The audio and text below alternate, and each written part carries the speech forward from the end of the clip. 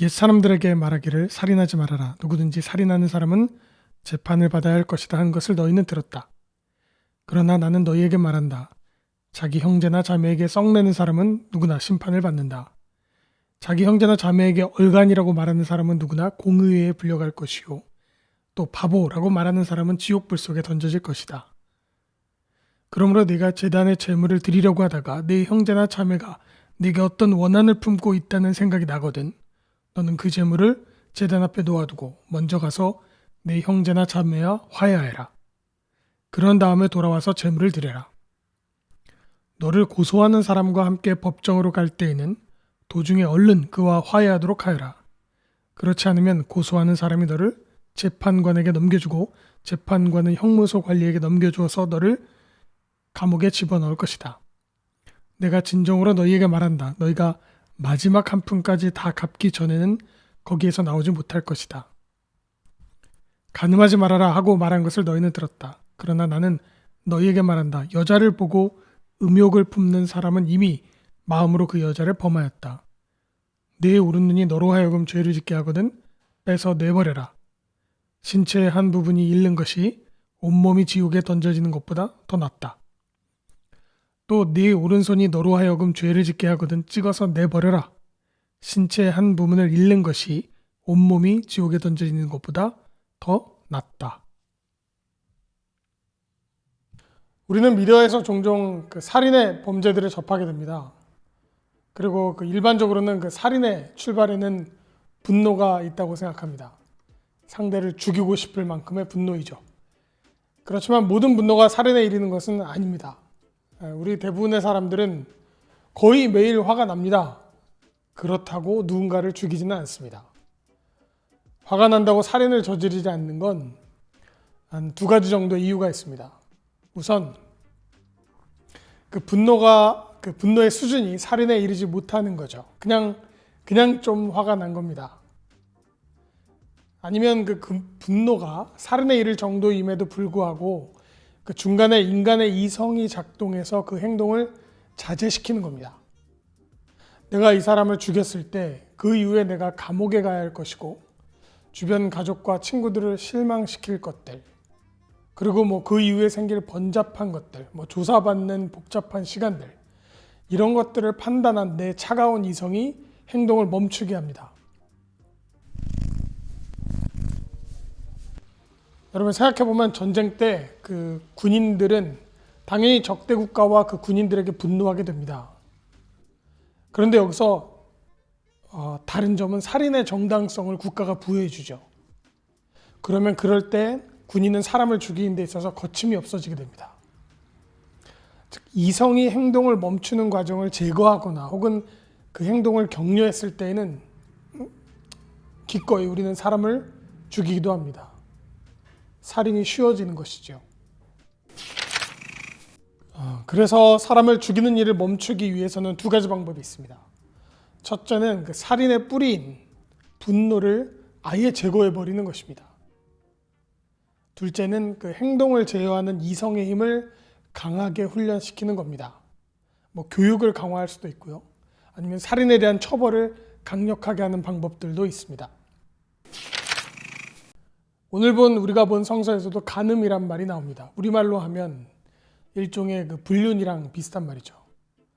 즉 혼외 관계를 말합니다. 이 간음의 원인은 성적 대상화입니다. 성적 대상화란 말을 좀 쉽게 풀자면 전혀 그럴 의도가 없는 타인을 성적인 관계를 상상하면서 바라보는 것입니다. 고유의 인격을 가진 사람을 오직 자신의 섹스 파트너로만 생각하는 것이지요. 그 사람의 재능이거나 취미이거나 일의 능력이거나 성격이나 이런 것들을 모두 지워내고 오로지 나의 성적인 파트너로서만 바라보는 것입니다.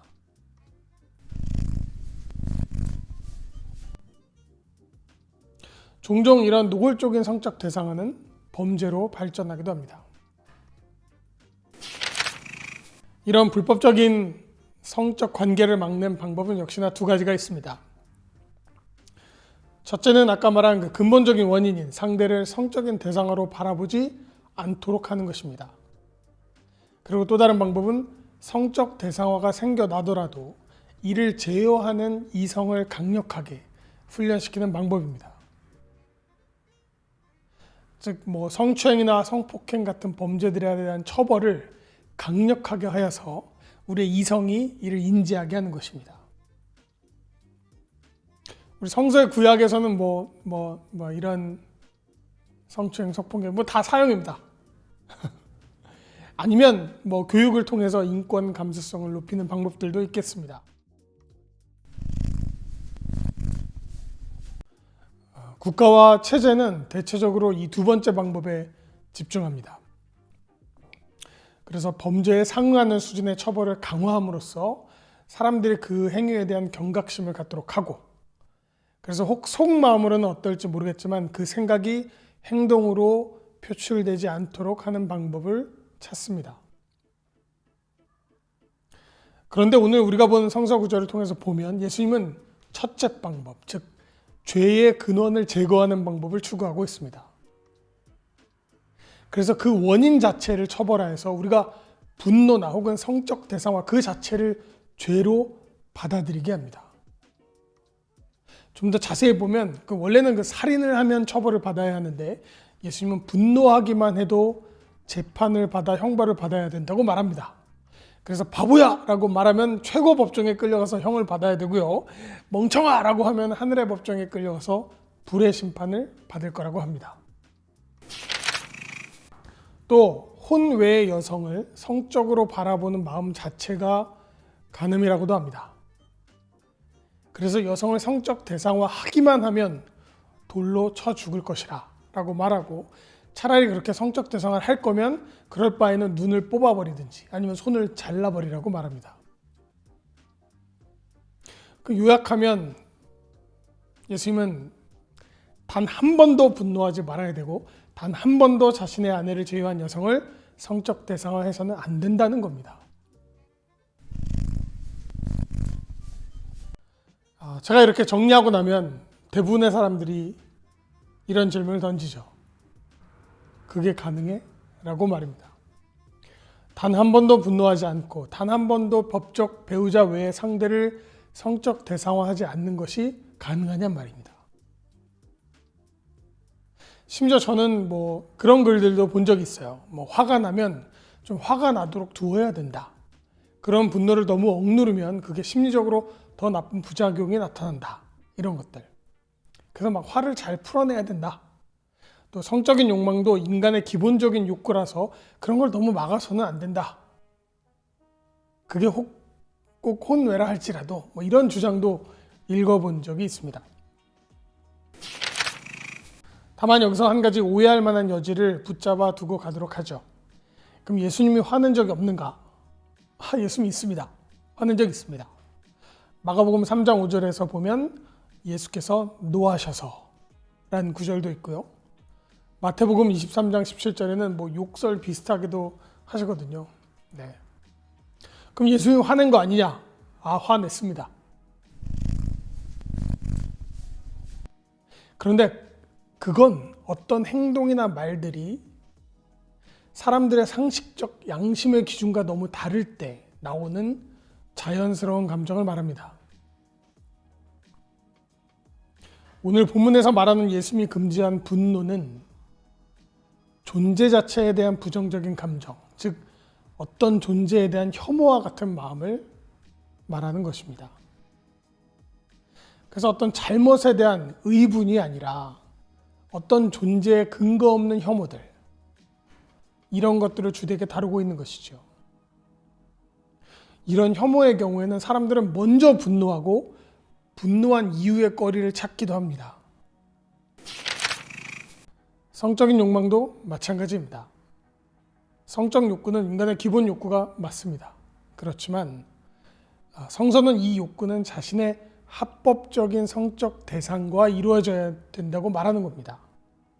즉 부부이거나 혹은 공인된 연인 같은 인정받는 관계 안에서 이루어지는 것을 말하는 것이죠. 예수님이 여기서 부정하고 있는 것은 부부의 관계이거나 이에 상응하는 책임지는 관계를 넘어서는 불법적 관계를 말하고 있는 겁니다. 이 존재 자체를 혐오하는 분노들은 현대 사회에서도 많은 경우에 목격할 수 있습니다. 최근 들어서 유럽에서 아시아인들을 바이러스와 연관해서 차별하는 말들, 그리고 폭행하는 사건들이 있었습니다. 사실 이런 혐오하는 마음들은 사람들 마음 깊은 곳에 존재하였는데, 그렇지만 그것을 행동에 옮기지 못하다가 이런 바이러스 같은 사건들로 인해서 그 행동을 막아섰던 이성의 작동이 느슨해진 결과일 겁니다. 물론 이런 방식은 우리에게도 마찬가지죠. 우리도 어떤 사람들을 혐오하는 정서들이 있었는데 그걸 막상 겉으로 표현하지는 못하다가 어떤 개별 사건이나 문화적인 격차가 날 때 우리의 이성이 느슨해지면서 그런 말이나 행동을 서슴없이 내뱉을 수도 있습니다. 심지어 우리가 사는 현대사에서도 혐오를 부추기는 기사나 영상들이 많습니다. 그런 사람들의 숨겨진 혐오 감정을 자극해서 돈을 벌고 또 클릭질 같은 걸 유도해서 이득을 얻어가기도 합니다. 내가 어떤 사람을 성적 대상화하지 않더라도 이미 미디어들은 성적 대상화 되어져 버린 여성들의 이미지 자체를 세상에 매일매일 퍼뜨립니다. 또 그런 미디어의 모습들을 비판하는 글들에는 수많은 비난들이 쏟아지기도 하죠. 그래서 내가 분노하려고 애쓰지 않아도 내 주변엔 이미 혐오가 만연하고 나의 분노를 자극합니다. 내가 성적으로 상대를 보지 않아도 이미 성적 대상화된 젊은 여성들의 모습들이 가득합니다. 피하기도 어렵습니다. 그리고는 이제 서서히 이런 혐오와 성적 대상화는 어쩌면 자연스러운 거야. 이건 사람의 자연스러운 감정이라고. 이걸 너무 누르지 마 라고 말하면서 마음의 죄는 죄가 아니라고 스스로를 도닥이기도 합니다. 여기다 대고 주님이 말씀하시죠. 차라리 눈을 뽑아버려라. 아니면 손을 잘라버려라. 너무 이상적인가요? 네, 너무 이상적입니다. 너무 이상적입니다. 그런데 불가능하지는 않는가 봅니다. 어쩌면 말입니다. 이게 그리스도가 십자가를 통해서 우리에게 준 선물일지도 모릅니다. 너무 이상적인 것이 불가능하지는 않다는 것 말이죠. 2001년 1월 26일 일본 시오쿠보 역에서 한 승객이 추락합니다. 그는 취해 있었고 선로로 떨어집니다. 이때 이 사람을 구조하기 위해서 사진작가 세기네 시로 씨와 고려대 학생 이수연 씨가 선로로 뛰어들었습니다. 그리고 세 사람 모두 사망했습니다. 해마다 이 사건을 기념하는 행사가 열리고 있습니다. 그런데 이 두 사람이 선로에 뛰어드는 순간 여기에 어떤 분노가 있겠습니까? 여기에 어떤 성적 대상화가 있겠습니까? 그들이 뛰어드는 순간에 이들은 너무 이상적이고 너무 이타적이지 않습니까? 인간은 특정 순간, 특정 장소에서는 너무 이상적일 수도 있는 거 아닐까요? 그게 잠시 동안이거나 혹은 어떤 조건에서만이라도 말입니다. 이상적인 것은 불가능한 것은 아니라는 말입니다. 완벽은 어떤 순간 가능하기도 합니다.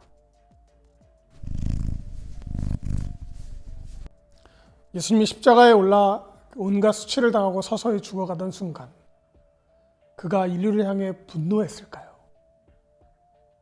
그 순간 그는 가장 이타적이고 가장 이상적인 본성을 가지고 그 십자가에 기꺼이 뛰어들었습니다.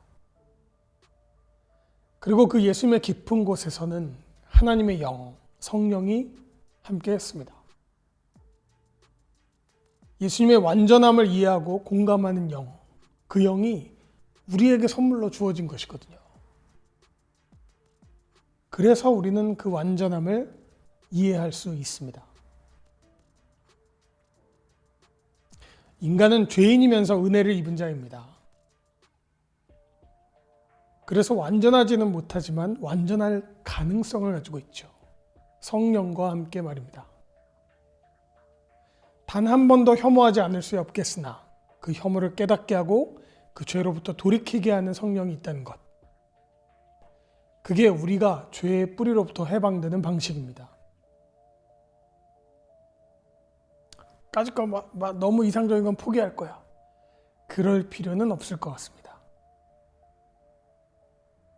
이상적이라는 것은 불가능한 것은 아니니까요.